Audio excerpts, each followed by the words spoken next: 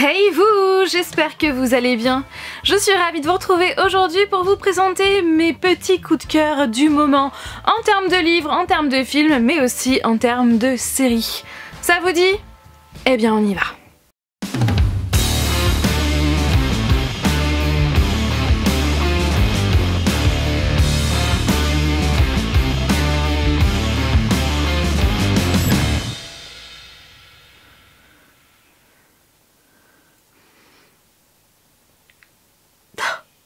Qu'est-ce qui s'est passé? Faut que j'arrête de voyager dans le temps. Je vais donc vous parler de... Non, pas Avatar, pas des Schtroumpfs, mais du film En Avant, le tout dernier Disney Pixar qui est sorti début mars, donc le 4 mars en salle, sachant qu'il y a eu le confinement entre temps, donc depuis il est sorti donc en vidéo à la demande. Donc pour notre part on l'a loué sur la console, sur notre Xbox, et clairement j'ai eu un petit coup de cœur pour ce film. L'histoire se déroule dans la banlieue d'un univers imaginaire où il y a des elfes, où il y a des centaures, où il y a des fées aussi, bref il y a tout un tas de créatures. Et donc on va suivre deux frères elfes, Yann et Barley, qui vont se lancer dans une quête extraordinaire pour en fait découvrir s'il reste encore de la magie quelque part, pour faire quelque chose de bien précis. Je ne vais pas vous dire pour quelle raison les deux frères elfes recherchent absolument de la magie pour ne pas vous spoiler l'histoire, le fil conducteur de l'histoire, sachant que pour ma part je n'étais pas du tout au courant et franchement j'ai adoré ce film d'animation du début jusqu'à la fin. Je dirais que ce film d'animation est très héroïque fantasy, avec de l'aventure, avec de la magie, avec voilà toutes ces créatures. C'est très rythmé, il y a de l'action du début jusqu'à la fin.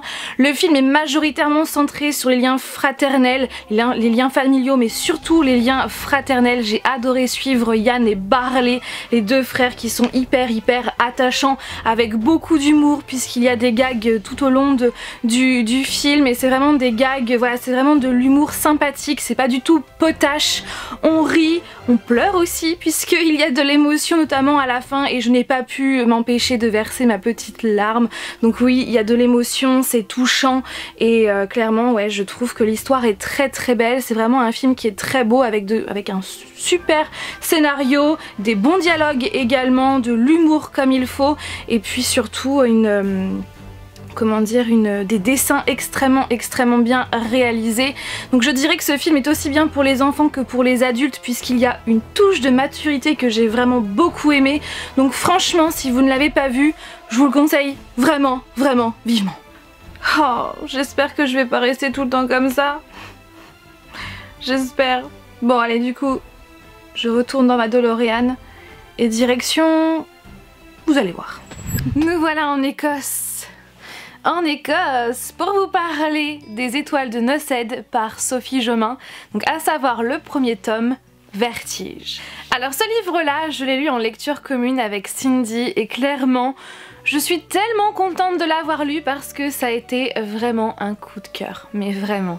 Anna va aller séjourner avec ses parents chez sa grand-mère pendant les grandes vacances d'été, et donc sa grand-mère habite à Wick en Écosse.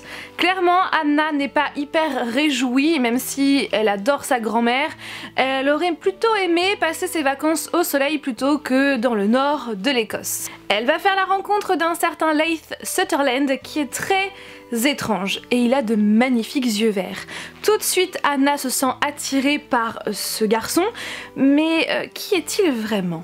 Et d'ailleurs depuis que j'ai lu ce premier tome, eh bien j'ai ajouté Leith à ma liste de book boyfriend. D'ailleurs si vous avez envie d'en savoir plus quant à ma liste et aussi quant à mes personnages préférés dans les romans, la vidéo s'affiche juste là. Alors c'est un coup de cœur pour plusieurs raisons. Déjà, clairement, c'est un univers fantastique avec de la romance. Donc clairement, les deux ensemble, c'est ma cam, mais vraiment c'est ma Cam. Les personnages, je les trouve vraiment très attachants, j'aime beaucoup le caractère de Mia et Leith, c'est clairement un gars qui est très mature, qui est protecteur et doux à la fois et très mystérieux. Et l'univers fantastique dans lequel se déroule cette histoire, je trouve qu'il est vraiment hyper intriguant, hyper intéressant et très bien détaillé.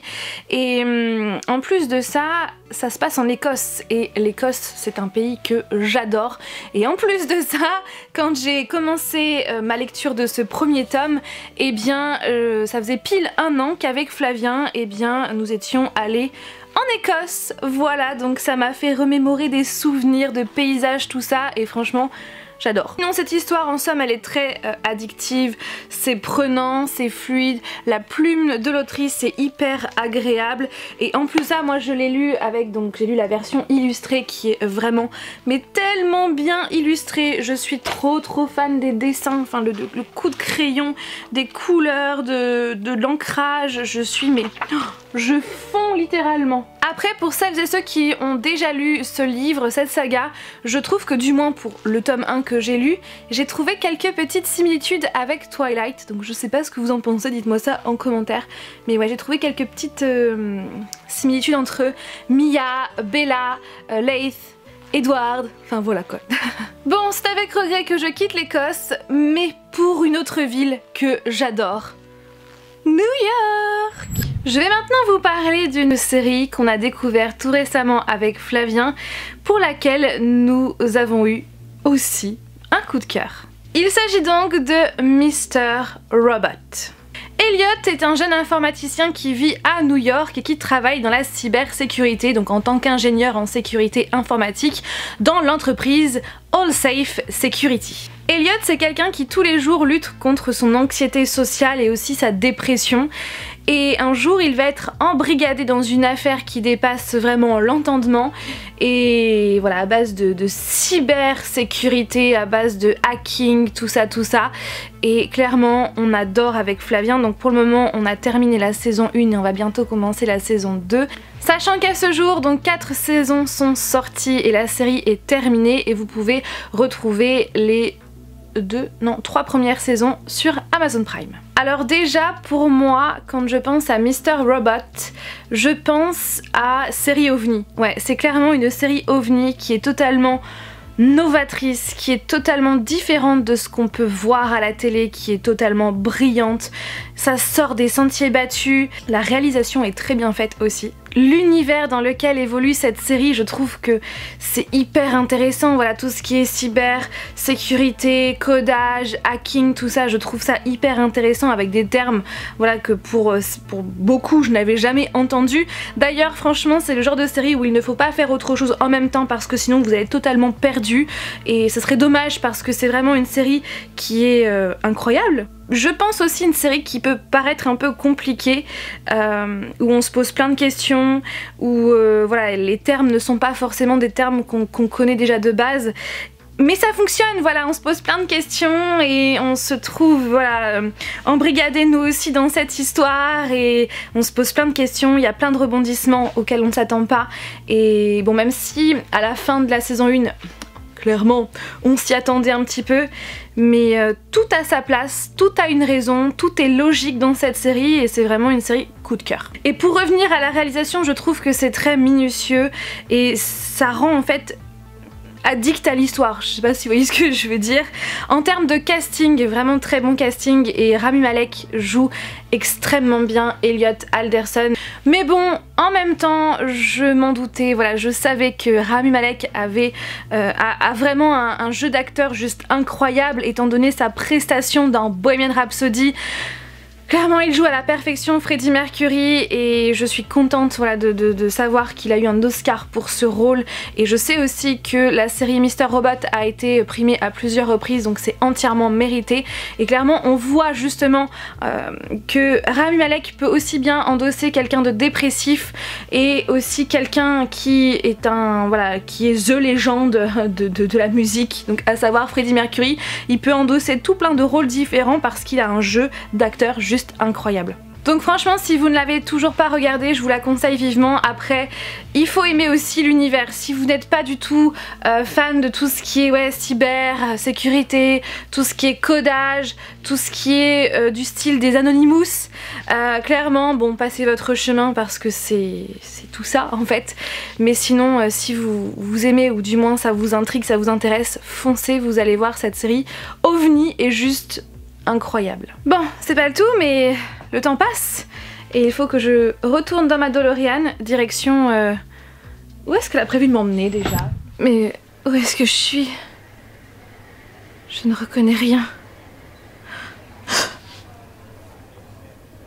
Dites-moi pas que... c'est à moi que j'ai des ailes accrochées dans le dos?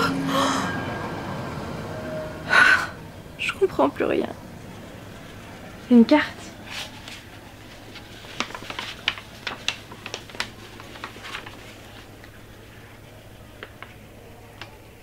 Je serai donc à Carnival Row, dans le Burg. Et oui, avec mes petites ailes, je vais vous parler de la série Carnival Row, qui est une série originale Amazon Prime. Carnival Row se déroule dans un monde fantastique totalement inventé pour la série. Donc Carnival Row, c'est un quartier de la ville du Burg, comme par exemple Westminster est un quartier de Londres. D'ailleurs, on sent très fortement l'inspiration londonienne pour cette série, et donc cette série se déroule à l'époque victorienne. Dans cette série, les humains cohabitent avec les Crinch. Donc ce sont en fait des créatures mythologiques, des créatures fantastiques. Donc comme par exemple, il y a les Pigs, qui sont en fait des fées, il y a également des pucks, il y a également des centaures ou encore des kobolds. On va suivre principalement deux personnages, bon même s'il y a plein d'autres personnages qui vont graviter autour d'eux. Donc tout d'abord Rycroft Philostrate, joué par Orlando Bloom, oui notre très cher Orlando Bloom, qui est un inspecteur de police. Et on suit également Vignette Stonemoss, qui est une Pix, c'est une fée, et elle est jouée par Cara Delevingne. Et ces deux personnages là ont un passé en commun, lequel je ne vous dirai pas pour ne pas vous spoiler, et on va les suivre à Carnival Row. Sincèrement, j'ai eu un énorme coup de cœur pour cette série pour plusieurs raisons. Déjà, je trouve qu'elle est vraiment aboutie, hyper originale, hyper intéressante, avec cet univers fantastique que j'adore, avec les pucks. Vous avez aussi les pigs, les kobolds, les centaures qui vivent parmi les humains, enfin qui essayent de se faire une place parmi les humains, et la ville du Burg avec Carnival Row, je trouve que c'est une excellente idée. Les décors sont vraiment extrêmement bien faits. Comme je vous l'ai dit, on sent vraiment l'inspiration londonienne.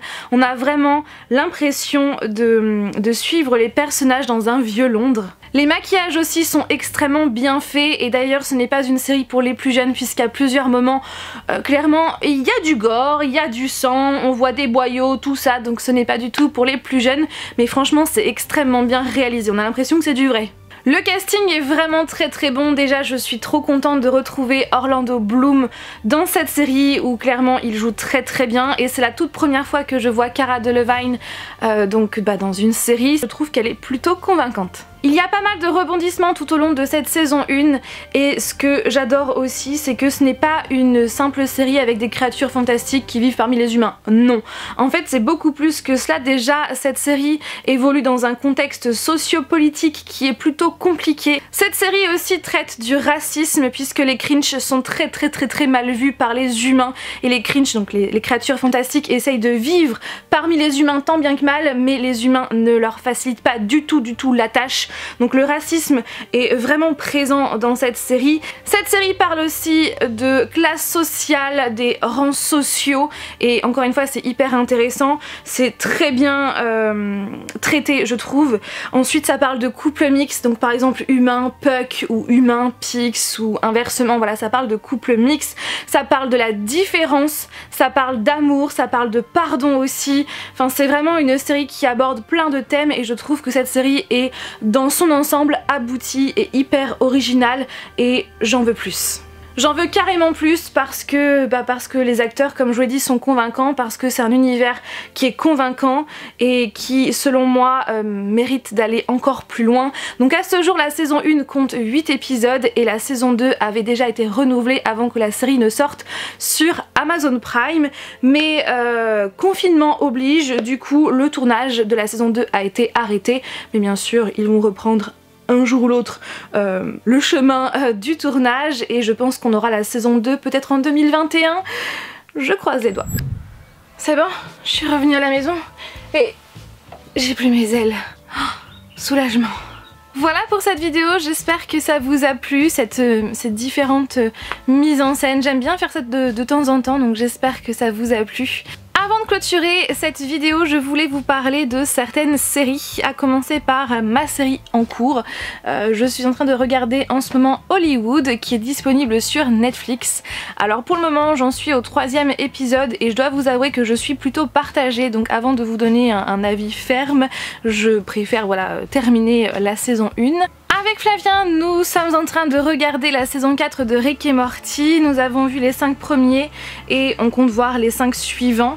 Sachant que sur Adult Swim, ils sortent les épisodes au compte-gouttes. Et sachez que les épisodes vont bientôt sortir, la saison 4 va bientôt sortir sur Netflix, donc ça c'est cool. Et clairement on adore cette série, vous le savez, on a adoré les 3 premières saisons. Mais par contre cette saison 4, ce début de saison 4... on est un petit peu déçus parce que certains épisodes sont bons, d'autres sont beaucoup moins bons, donc c'est vrai que ce début de saison est très inégal et par moments c'est un peu beaucoup tiré par les cheveux.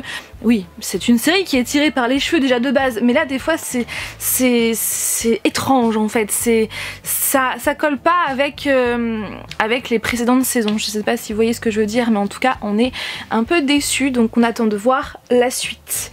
Et sinon je voulais vous parler de la série Good Girls.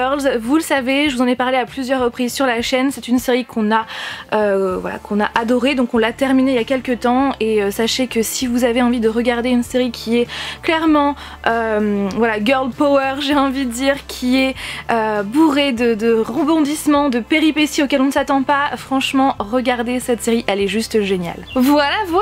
Comme toujours, n'hésitez pas à réagir en commentaire, à me citer vos coups de cœur du moment, que ce soit livresque ou encore film ou série.